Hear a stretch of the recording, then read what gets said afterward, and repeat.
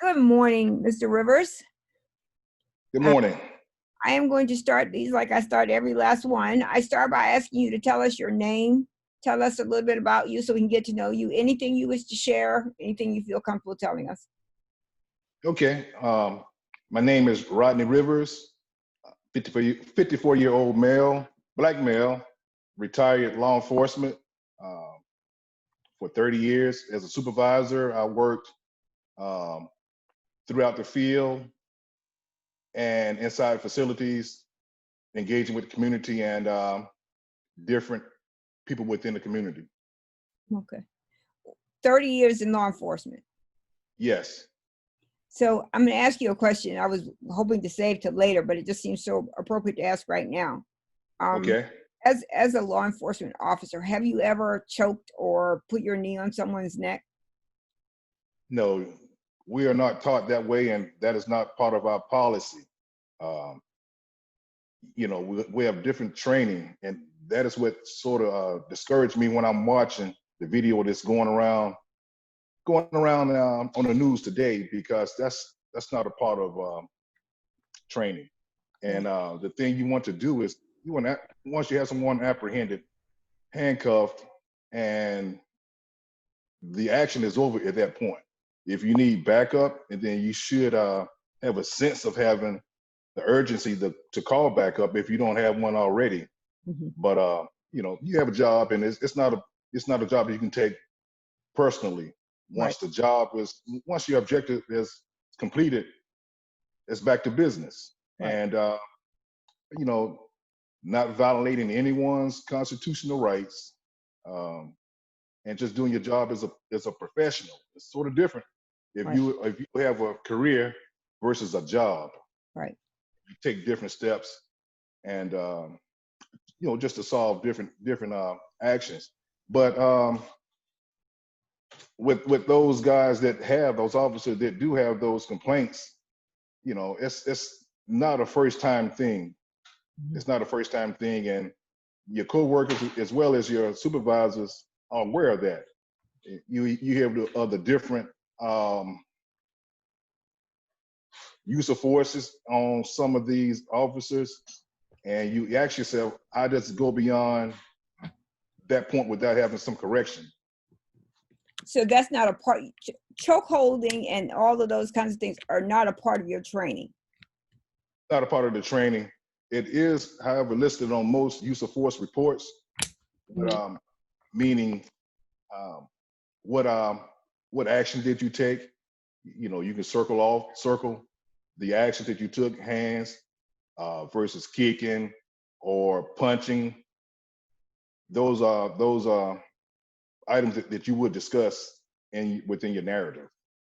So what conditions bring deadly force to the top of the table? That's what the officer has to do, has to hurt someone? What are the criteria to use deadly force?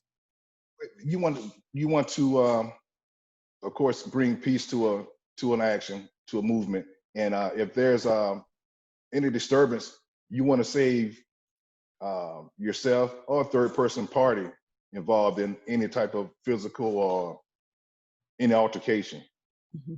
And just saying I'm feared for my life, that doesn't fly anymore. Mm-hmm. Have you ever feared for your life apprehending someone or dealing with someone? Have you ever felt threatened as a law enforcement officer? It's been several times I had actions that it could have gone a different way.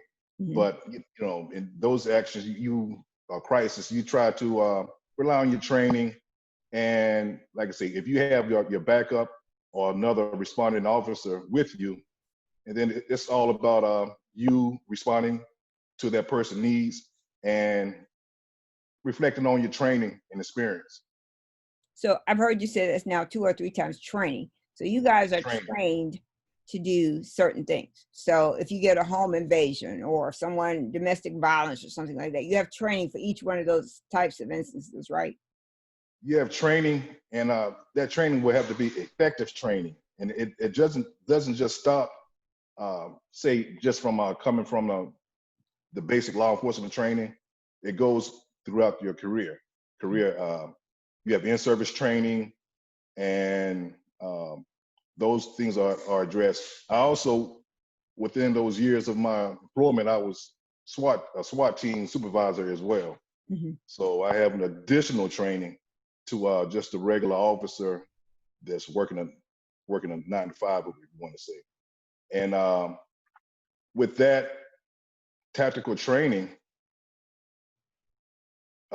we try to share that with the other officers or deputies within your agency, or as some type of training situation, be it at the academy or visiting other agencies. And with that thinking, you have to think tactical and behave tactical. Right. But it's never brutal in any way. It's life-saving events. Absolutely. So, am I correct? You live in Charlotte, North Carolina, or somewhere Yes, around Charlotte? I'm in Charlotte. In Charlotte. Has Charlotte ever had one of these things where a law enforcement officer has killed a person when they're already in custody? In custody? Yeah. There has been, let me go back through the years here.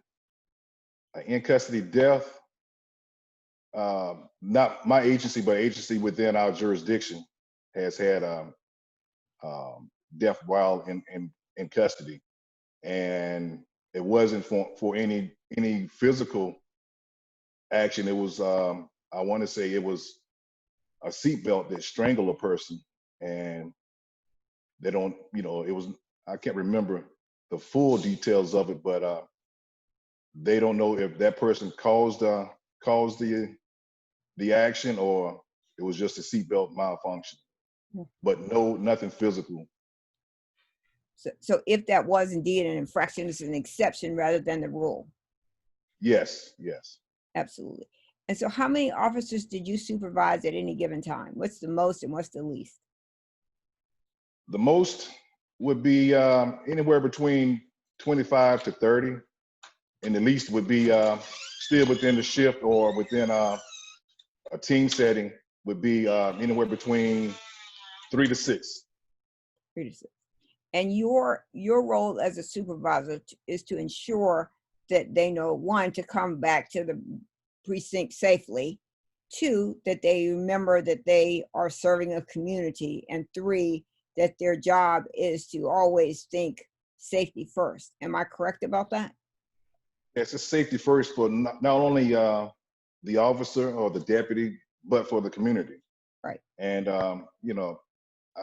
you may hear me say training or effective communication 1,000 times, because that's what it's going to come down to. Just being effective at what you're doing. Yeah. How did you stay in law enforcement for 30 years? Did you, when you began, were you welcomed? Did you feel you were qualified? Did you feel that you were accepted? Well, yes, I feel accepted. Prior to joining law enforcement, of course, you have to go through your applications and your interviews or whatever. And this is the mid to late 80s that we're talking of. So it was different times, but different criteria that somewhat has changed throughout the past decades. But first and foremost, so of course you had to be of good standing and able to think. Yeah, absolutely. Able to think on the fly. Things can change in a hot second.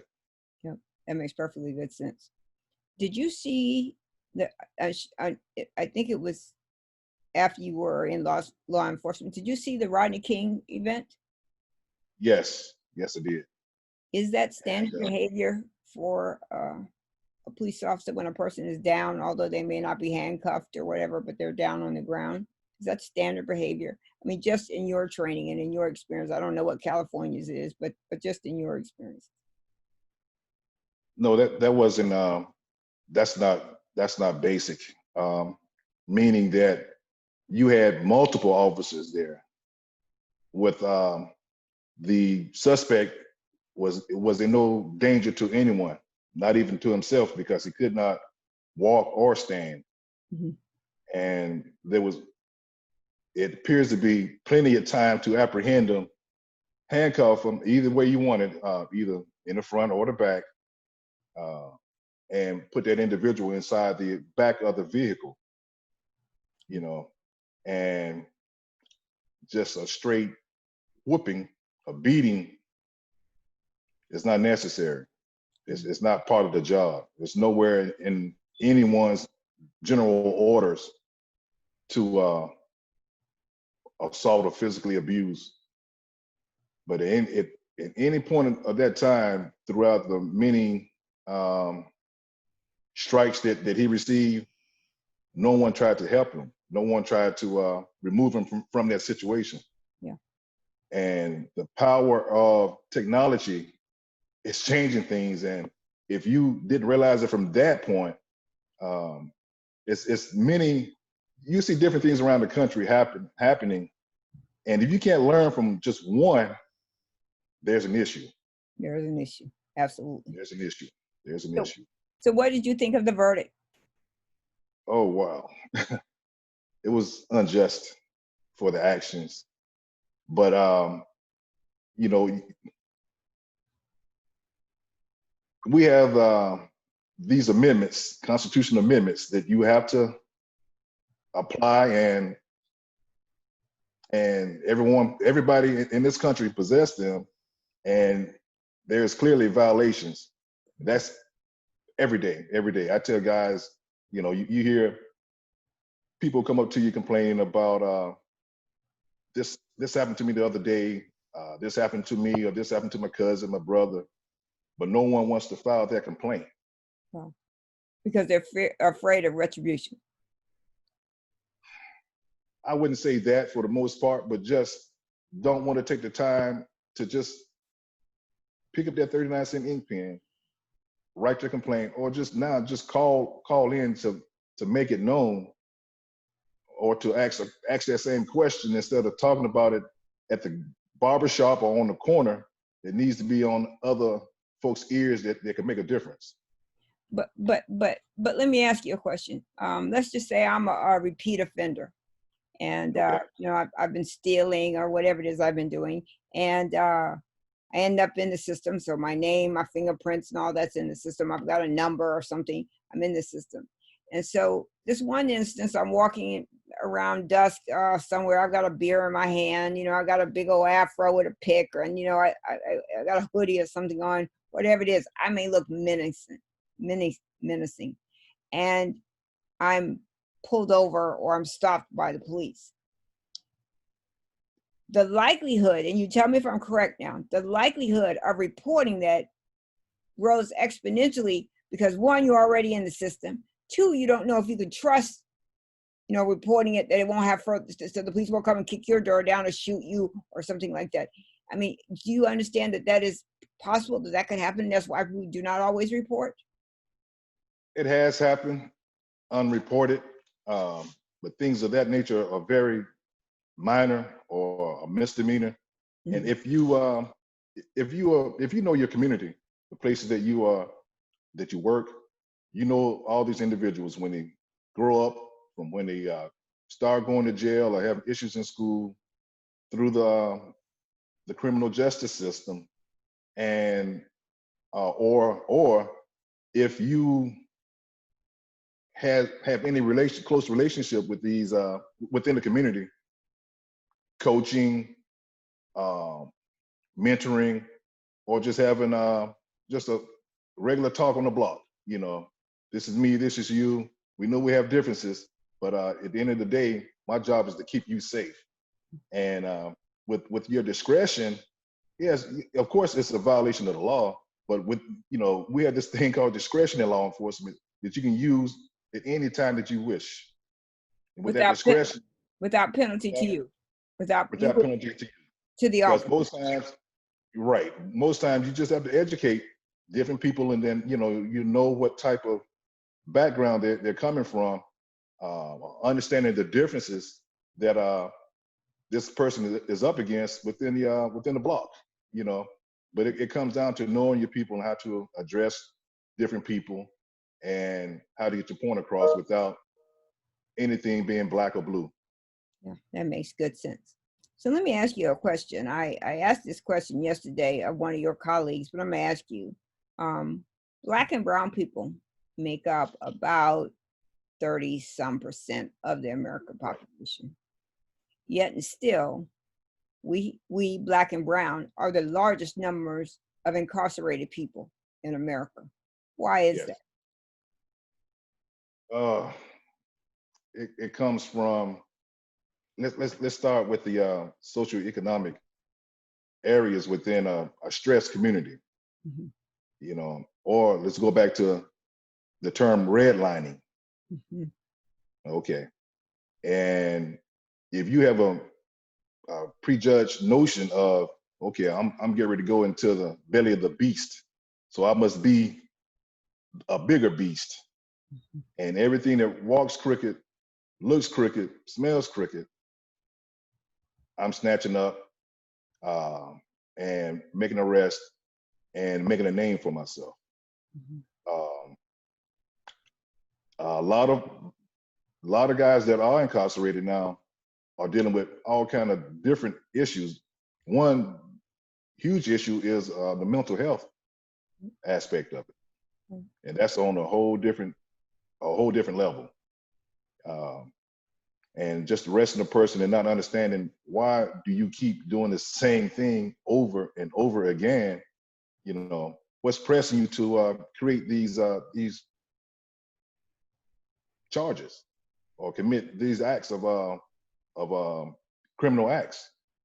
And it's a lot of different things, but you have a person that may not be working, mhm, can work, uneducated, or just don't care about anything. mhm, But like I said, within the community, the I don't want to call it the bad apples, but who's doing what and what this person may be pressed against. But and until you can have a conversation, you'll never understand. Just last night, over in the morning, 12:30, everybody is still celebrating from the Juneteenth celebration. This is on Beattisford Road, a heavy minority community. The stretches maybe 2 miles away from the precinct, mhm. law enforcement precinct, and things got out of control last night, and there was two folks that did not leave. They were killed during this unannounced unannounced party, if you want to call it, last night. And they were riding up and down the street doing burnouts with the cars, and everything, music going, but peaceful for that moment. And then someone was hit by a car, and that started the medic headed that way to see what's happening. And once they got there, shots were fired, and like I mentioned, two people did not make it home that night, Were shots and fired by several injured. people that were participating in the event, or were they shots fired by law enforcement or some other agency? Law enforcement was not in the area. Okay. Not in the area. Medic is maybe 200 meters away from where the event happened, but that is one of those stressed areas of the city and deemed a hot hole for crime and criminal activity. Mhm, And the age of the participants at the event range from, I would say, from high school, early 30s. wow. And yes, it was bad situations very bad situations went on last night. And streets now are still blocked in that area because they have to mark all the crime. They have a crime scene, and they have to try to find out the source of the shooting. Mm. And that's one of those areas, nobody, it's not a community policing type of action that's going on in the area, due to what happened, what's been going on around the country. When it's right in your doorstep, you have to react and respond differently, to each case, Yeah. instead of letting it get out of hand. And I think that should not have gotten out of hand last night. Yeah, and that's unfortunate. Yes. So one of the questions I asked your colleague yesterday was, what is the rate of recidivism? Out back, out back, out back. How often do you see that, and is that a problem in Charlotte? Very big problem. And as you mentioned, that's why you have the odd numbers, the high numbers of incarceration in the jail system locally, or in the prison system throughout the country. And it's, I don't know the exact percentage of it now, but it hasn't lowered any. They lowered some because of different programs that the community has outreach and tried to give these guys, guys or women, when they are arrested, some type of formal training, through the community colleges, and tried to give that person that's been the recidivist, that's coming in and out, some type of training background, and hopefully they would have gainful employment after being released. Yeah. And it works for the most part, but then again, you still have those that are just gonna continue doing what they do, and it's no fault of, I wouldn't say the community, because everybody is trying to reach out to everyone to prevent this. It's been happening now for like the last, I would say 30 years, because you have different programs that have been started to prevent, trying to lower these recidivists. Drug treatment, mental health evaluation, assessments, psychological therapy, and education. You can have, you see some guys come out of prison with degrees, multiple degrees, and come out and they're writing books, going through the community, and helping those guys that are at risk, and try to show them the way. And right, like I keep mentioning this moment now, because there's so much happening right now with the Black Lives Matter. You're dealing with first the COVID, and then the Black Lives Matter parade is going around the country, addressing issues that people just don't want to talk about. Do you think that the protests and the marching will result in change?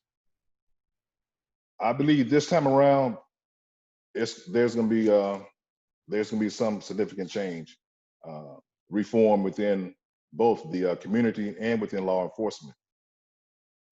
But it has to come out of Washington, out of DC. And we got one in signed just the other day with the police reform, but now we have to go through the other levels of the government. So let me ask you something. So different subjects. So 30 years you've been a police officer, and I think you said you were 54. So that means from 24 to birth, you were not in law enforcement. So have you as a person ever felt unsafe? I mean, not just as a police officer, but any point in your life, have you ever felt that your life or your well-being or that of your family was in jeopardy? Definitely. I can just speak of myself, and with different run-ins with law enforcement, locally and throughout in other areas of the state and of the country, between the ages of 18 I would say 20, 21, 22 years old. And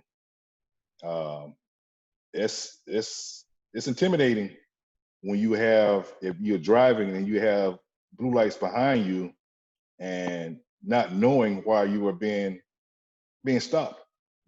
I take one incident that was very shocking to me. I was in In Atlanta, actually outside of Atlanta. I think I was in DeKalb County, and my purpose for being in Atlanta was I was trying out for a football team, and we got invited for the second day, and that night, Sunday night, me and another teammate of mine were we was riding around trying to find a store, and we got lost. We drove from like I said, we're in Atlanta. You know how the suburbs are in Atlanta. You in Atlanta one minute and you're in DeKalb the next. And so I saw I was driving. I had a sports car, and there was officer had a car pulled over across the bridge. We came off the bridge access and was trying to follow directions to find this store. And we was just talking. Me and my teammate were talking. I said, "Well, I wonder what this guy's pulled over for." And then within seconds, that same car was behind me. I'm like, "Oh wow, he must be going after somebody else." So I drove from the inside lane to the outside to let him over.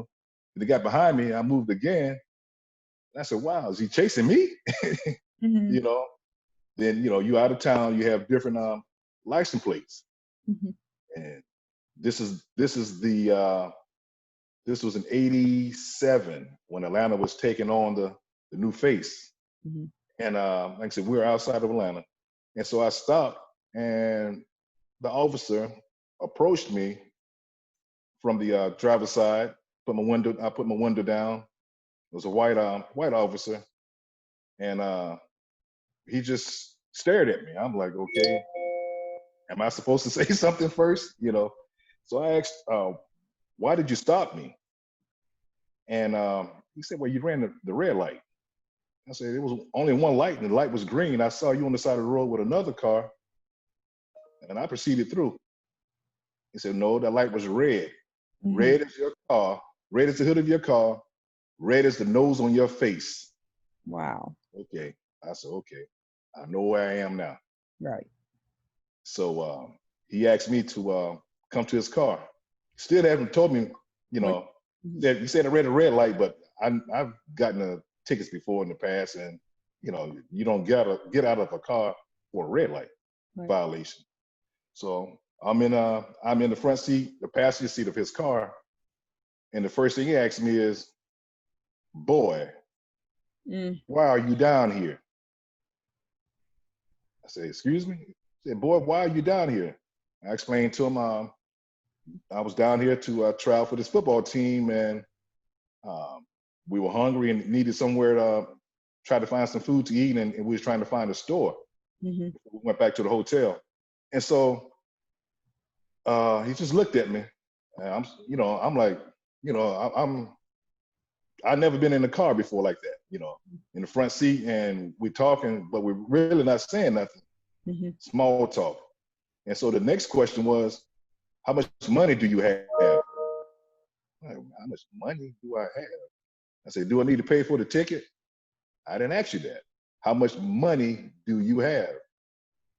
I had money because our agent gave us, we had money to get through the weekend with. And I told him I didn't have any money. So he looked at me like I was crazy. I was like, okay.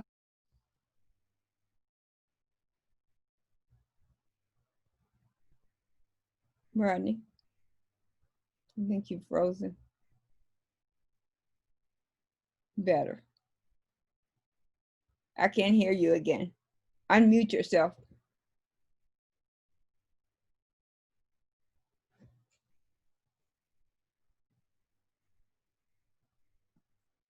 Okay. Okay. Better. Okay. So he asked me to ask my friend how much money did he have. And I went to the car and I told him what was going on, told my friend what was happening. He said, man, just give him some money. Just give him the money. I said, no, I'm not going to give him any money. And so we stood there another 15 minutes,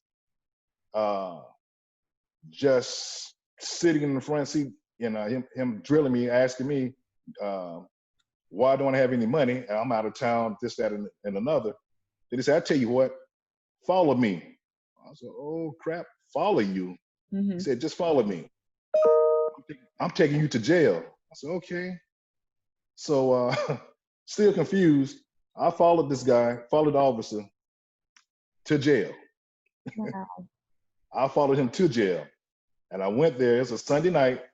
And I went before the magistrate for a traffic violation. And I lost it when I got behind the bars. I'm throwing stuff, kicking stuff. I said, I'm in here for a ticket? No outstanding charges, nothing outstanding anywhere. Mm-hmm. And so I'm like, it pissed me off because he just wanted me to pay him money. Right. And I guess I could have been gone after that, but I didn't give him that satisfaction. Mm-hmm. And so I called my the agent who was an attorney, and he just advised me not to worry about anything. You're being released right now, and you would not have to come back down for court because of the I don't know what he did or who he talked to, but I was cleared to go, and I stayed out from that way for about 4 years. 4 years. And to this day, I still think about that area where I was because it could have gone any type of way. Yeah. And I was just glad to be out of that situation. But and then fast forward, fast forward 2.5 years later, I'm working in law enforcement, and I would never be that guy. Never be that guy. Right. And as a supervisor, I made sure that my staff was never that guy, that officer. Mm-hmm. And it was pretty much my word against his word. And it was a very stressful time during that time. I don't know if I've ever shared this with you. Mm-hmm. I think it was either 2008 or 2009. I served on the board of the Housing Authority. And it was made up of, I think there were 2 blacks and the rest were white and men. Mm-hmm. And they were making a push to get rid of public housing so they could build more expensive housing in the area. Yeah. And we had, Skip and I had a house that we used to live in. We were renting it, and we were renting it through the Housing Authority. And the woman whose name was on the lease, I guess she had a common law husband who was selling drugs. And so they evicted her. They never wrote to us or told us anything. They just evicted her, and they continued to send checks, deposit checks. And so, let's say maybe 2 days, I got a phone call from the Housing Authority's lawyer telling me they are issuing a warrant for my arrest. And I'm sitting here, my eyes wide open. I'm like, I'm terrified now. I don't even know what to do with it. Mm-hmm. So, I said, okay, what do I need to do? And he said, I don't know, I'll get back to you. So this may be a Wednesday or Thursday. So that Saturday, Skip had taken Everett to a birthday party in Raleigh. I think Everett was about 5 or 6, very, very young, 5 or 6. He had taken Everett to a birthday party. And I'm in the house. My hair looks like Cousin It. It's just all over the place. I got my pajamas. I ain't got my day started yet. And there's a ding dong. When I looked out the door, I saw one black female police officer standing on my doorstep. But then when I moved a little further, I saw at least 6 or 7 police cars in my cul-de-sac. Whoa. Okay. And I opened the door because this was at the time when pranking was happening a lot. The MTV thing where people would prank people. So, I'm sitting there thinking, okay, this is some kind of prank. Okay. Right. And I opened the door, and she says, I have a warrant for your arrest. And I'm still in shock. I got on my pajamas. I got to go upstairs. She followed me upstairs, watched me take off my pajamas and put on clothes, at least try to get my hair somewhat decent. And I was arrested. And she arrested me, put the handcuffs behind me. And it was kind of crooked because they weren't directly behind me. They're more to the side of me. And it was really painful. All the police came in and walked through my house, looking in. I guess they were looking for contraband or whatever. I don't know what. But I guess maybe a black woman couldn't live where I lived or something.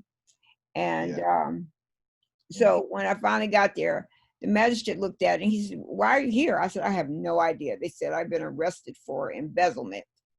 And he says, have you embezzled anything? I said, I don't know, because I don't even know what that means, so no, I don't think so.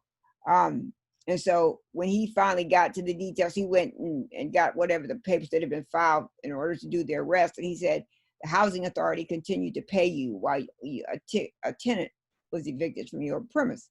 I said, they never told me that. And I have no knowledge. They're still paying me. And the woman is still living in the house. So her common law husband was selling drugs, and she was evicted because he was selling drugs out of the house. Right. And so, well, Medj just said, I don't understand any of this at all, but okay, you can go.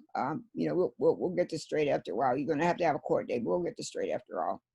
And of course, I go home, I come home, and about a month later, I have a date in court. And the judge gave me a tongue lashing that felt like I had stole $2 million from a bank, telling me how unfit and what a poor representative I was for serving on a board and da. The housing authority took no accountability for it. I later learned out the day that the lawyer had called me, if I would have paid whatever amount he said I owed, I would not have been arrested. But that was not what he said.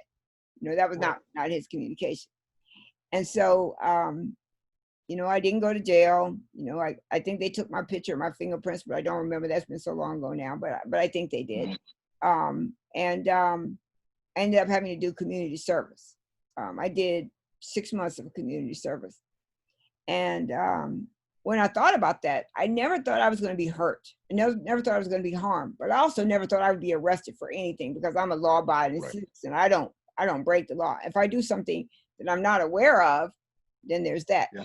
And at the time, I was trying to go to school to get a law degree.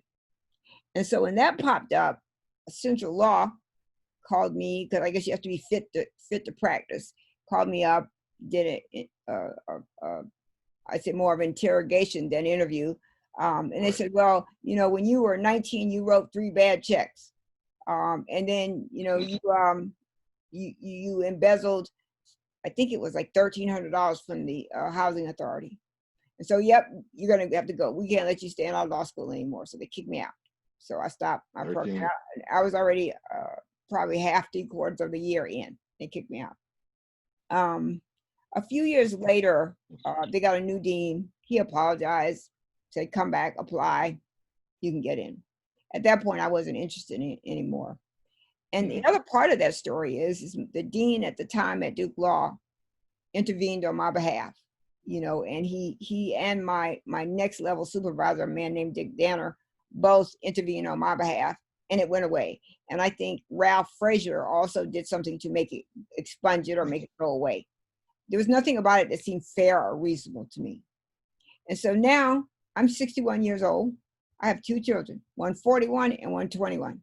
And my 21-year-old son drives from Durham, North Carolina to Greensboro College every weekend. And I start praying. The minute he gets in the car, I start praying. And I pray until he says, Mom, I made it. And when he says, Mom, I'm coming home, I start praying until he makes it home. And most people say that's crazy. It says I don't have any faith in God, that I'm acting some kind of way. But what happened to me was traumatic. I mean, I still feel the effects of it today. I won't serve on anybody's boards. Don't ask me to do it. People ask me to come and speak all the time about diversity and IT, but I'm not going, because that experience was so traumatizing to me. I could not put it in context. Now, back up a little bit. At 19, I was raped in broad daylight with a man with a knife behind my neck. That was traumatizing. But that thing with those police officers and all of them in my cul-de-sac, and almost everybody who lives around me is white, literally made me feel like nothing. I don't understand how is I at fault. And the magistrate said the same thing. I don't understand how you're at fault if they're paying you. Why didn't they stop paying you if the person had been evicted? Or why didn't they evict the person? And neither one of us had an answer to that. And when it was raised to the judge, he just said I was just a horrible person, and that's just it. I'm just the worst person in the world, and I'm a crook, and all that stuff. And while we're sitting there waiting to be called, there are, I'd say, probably 30 or 40 black and brown people in there waiting to be called. A couple of white people, but for the most part, black and brown. people who are going to be arrested or sent to jail for leasing something from rental center and not giving it back or whatever, that they're getting, you know, $2,000 and $3,000 fines or prison or jail time.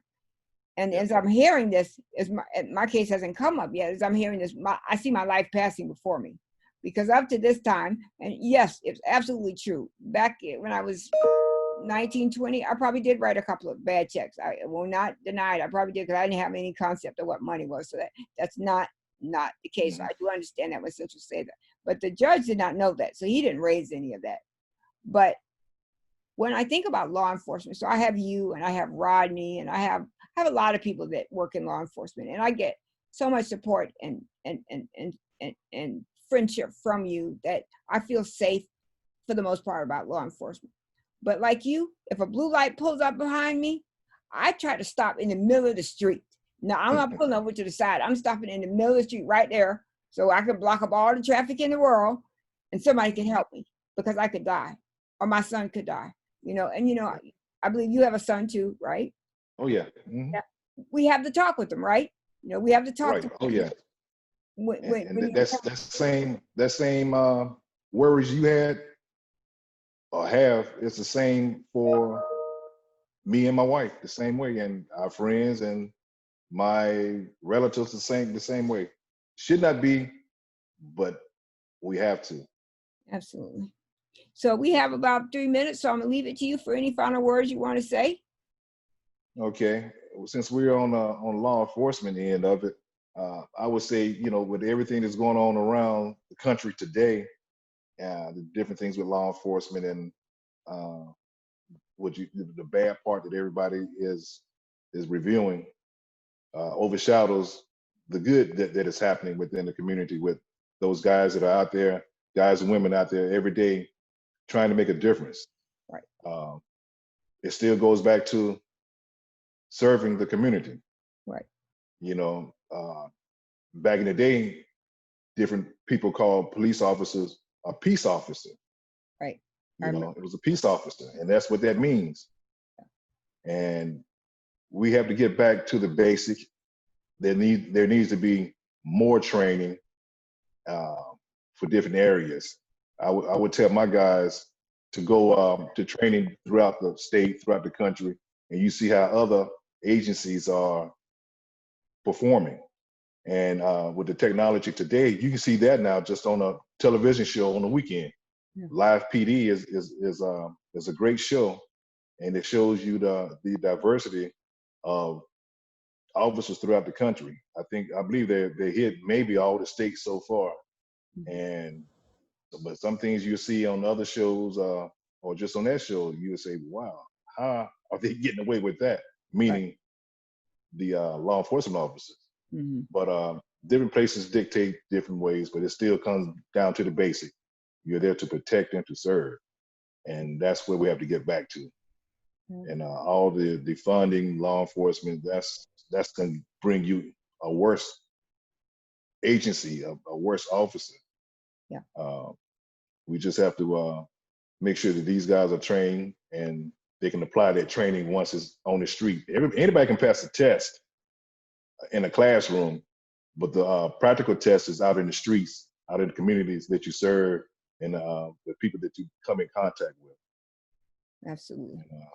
But you have to make that change from within. You have to change the culture of if your agency is constantly faced with lawsuits. You know, that's the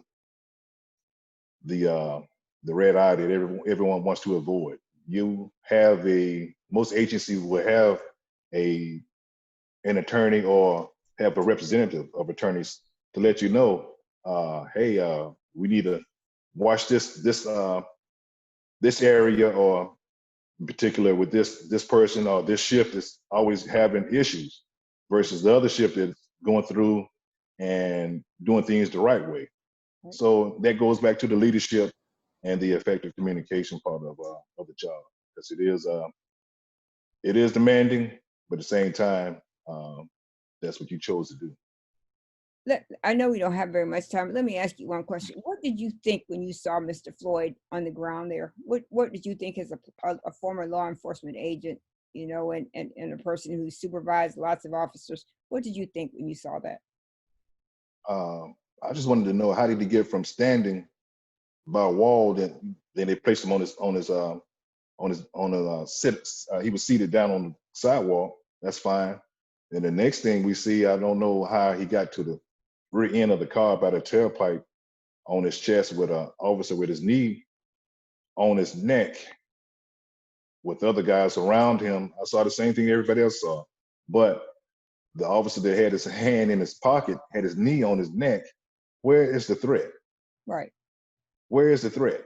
Right. If you have your hand in your pocket, there's no, I don't see it. I don't see it.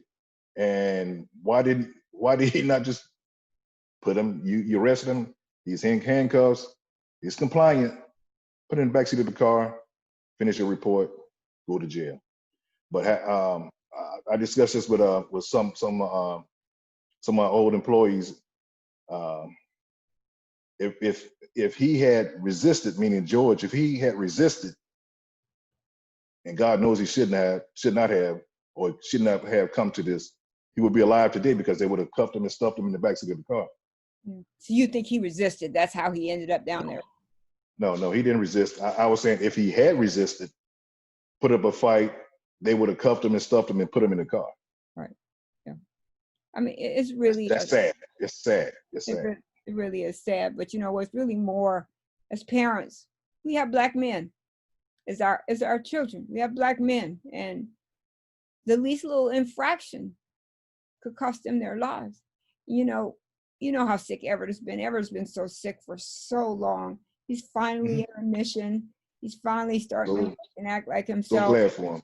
Me too. And but my fear is so we were very fortunate. Greensboro College says he does not have to come to school this fall. He can learn remotely. But that's great. If my child were to be that, and I've always been on the fence about the death penalty and that thing, like I believe that only God has the right to take someone's life. But I've been on the fence. Skip and I've had this conversation about 50, 100, 11 times. What would you do if it was your child? Would you want the death penalty? What would you want? And so, it's kind of one of those things where you just think about, my God, what world is this that we live in, that this is what could happen? So we have so much, but we're doing very less with it. Yes, we are. So Rodney, thank you so much for this chat. I hope you'll come back and chat with me again, because I have some more questions to ask, but time is always running out for me. And please. No problem. I know you're on the schedule. Yeah, and please tell the missus I'm waiting on her. I know she got some stories. Okay. I can't wait to hear. She does. I'm about to really in, but just let me know anytime. Yeah, I appreciate that. We love you very much, Rodney. We are so glad that you are a part of our lives, and you have been such an amazing, not only law enforcement officer, but a human being. And we are thankful that there are good cops out there. There are good police officers out there. They're not all trying to see what they can get or hurt somebody or not. So, and you're a prime example of that. And I'm very, very grateful that you are a part of our lives. So thank you very much. I love you all. And I'm proud that you all are my friends. So. Absolutely. I'm going to send you a copy of this video for you to look at. Okay. If you agree it's okay, I will upload it. If not, we can redo it over or don't do it, whatever makes most sense for you. Okay? Okay. All right. Thank you so much. Please tell the missus I said hello and I love her, and tell her let them babies go. No, she got both of us. Holding on to them babies. Yes. Thank you, Rodney. Okay. Thank you. Bye. Bye.